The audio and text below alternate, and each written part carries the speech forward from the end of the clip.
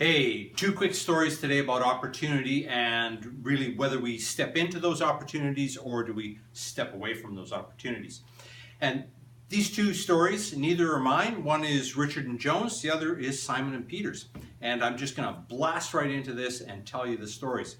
So Richard and Joan, after a very busy period of time with work, off on vacation. They're on a Caribbean island. They're ready to fly from the island they were on into San Juan, Puerto Rico. They're lined up along with hundreds of other people to get on the plane to make the trip, and bang, the flight is canceled. So what do most people do? What would we typically do? We sit down, we think about, wonder whether there's going to be another plane, where am I going to stay, what am I going to eat, all of those kinds of things. We might be disappointed about it. Some people are going to be angry and upset about it. What does Richard do? Richard goes, finds a phone book, starts looking through for charters. Richard finds a charter airline on the island. He phones the charter airline, finds out that they actually have a plane available, checks to see how much it would cost them to charter that aircraft and how many seats does it have on. Does the quick math in his head, and bing, it comes back $39 a seat is what it would cost to charter this airplane to fly from the island they're on over to San Juan, Puerto Rico. Richard goes back, talks to everybody in the waiting area. The first however many people he needed that came up and were prepared to pay $39, bang, they had a seat on that charter aircraft. It took them no time at all to get that plane full. The plane was fueled, full of passengers, plane's fueled, it's there, they're on, and bang, away they go. Touchdown sometime later at San Juan, Puerto Rico. That was Richard's and Joan's story. Joan later, of course, became Richard's wife. Who's Richard? Well, we all know it's Richard Branson, now Sir Richard Branson, founder of Virgin Airlines. And that was his very first experience in chartering an aircraft. Second story, Simon and Peter. Kind of a different scenario. Simon and Peter, two guys that are really looking to get fit. They've kind of cruised through their late 20s and early 30s, not doing too much to look after their bodies, decide, okay, now's the time I'm going to get fit. And they're not gym buffs, they're not into martial arts, they're not into those kinds of things. So they think, hey, you know what, we're going to take up running. And so they go, they get themselves all geared up to take a run, and they join a running club, and sure enough, about 5-6 months into their running routine, they decide, you know what we need is we need a goal. Our goal is going to be to run in a marathon. And so they train with that marathon in mind. 10 months after they began all of their training, up comes the opportunity to sign up for this marathon. And so bang, they sign up, they get to the marathon, and like a lot of sporting events, there were all kinds of different sponsors, and this marathon was no different. There were lots of different sponsors for this marathon. One of the sponsors happened to be a bagel company. And the deal was run the marathon, get a free bagel at the end.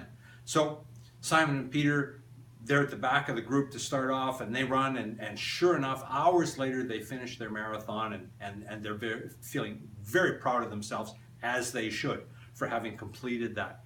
And there they are, the promised land, the free bagels, just off in the very close distance here, and they're looking over there, and there's this long row of tables, and on top of the tables are these big boxes of bagels, and they've got all kinds of bagels in there. They got bagels with fruit in them, they got bagels with raisins, they got salt bagels, they got pepper bagels. Just set your imagination free on how many types of bagels there were in the boxes there. And just table after table after table after table. Down the center, on one side of the table, all the volunteers that are there to hand out those bagels to people, and on the other side, sort of the front 2/3, there's all these people milling around. And Simon says, hey, okay, let's go get our bagels. Peter looks over and he shakes his head. No. Simon says, yeah, free bagels. We finished the free bagel, the marathon, we get a free bagel. And Simon says, free bagel.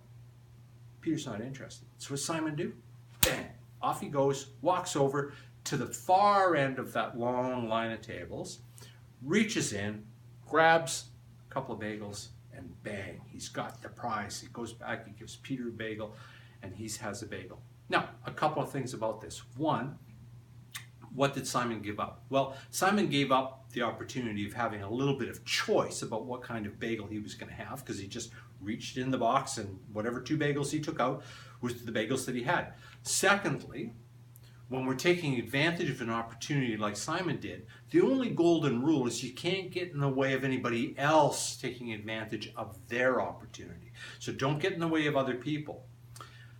But the important thing, and let me take that word "but" out. That's a terrible word in the English language. Let's get the "but" out of the "but" here. So no more butting around. The important thing here is, what kind of person are you?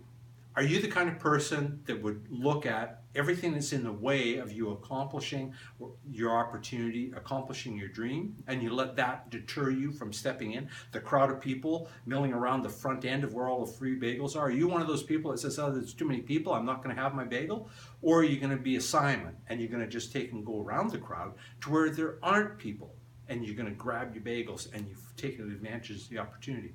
Are you going to be the kind of person where your flight gets canceled and you're full of disappointment, maybe you're upset a little bit, and you can't take and see your way clear to take and do what Sir Richard Branson did: charter a plane, get people on the plane, make it happen. So my challenge really for all of us is, when adversity comes into our lives, have a close look at that, because that adversity might in fact be an opportunity in disguise. I hope I've added value, and I look forward to our next conversation.